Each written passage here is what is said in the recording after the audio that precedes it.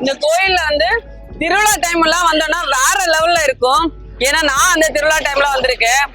என் பையனுக்காக ப்ரேயர் பண்ணிருக்கேன். இங்க திருவிழா டைம்லாம் வந்து பாத்தீங்கன்னா வேற லெவல்ல இருக்கும்.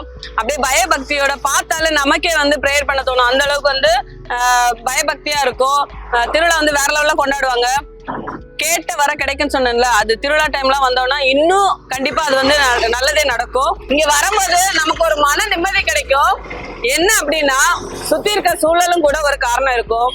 இங்க இயற்கையா வரக்கூடிய காத்தா இருக்கட்டும், இல்லைன்னா இது பக்கத்துல அப்படியே கடல் இருக்கு. ஸோ அங்க போய் ரெஸ்ட் எடுத்துட்டு அங்க போய் கால் நினைச்சிட்டு வரும்போதே ஒரு நமக்குள்ளே ஒரு வைப்பு வரும். அப்படின்னா எப்படி சொல்ல, நம்மளோட கஷ்ட நஷ்டங்கள் எல்லாமே தீர்ந்துருச்சு அப்படிங்கிற ஒரு மன திருப்தி வரும். கண்டிப்பா எல்லாருமே மறக்காம வெட்டுமடை, அதாவது மண்டைக்காடு கோயில், மண்டைக்காடு சொன்னாலே தெரியும், மண்டைக்காடுல இருந்து பக்கத்துலதான் இருக்கு வெட்டுமடை. அது வந்து இசக்கியம்மன் கோயில். கண்டிப்பா வந்து எல்லாரும் ப்ரேயர் பண்ணுங்க, நல்லதே நடக்கும்.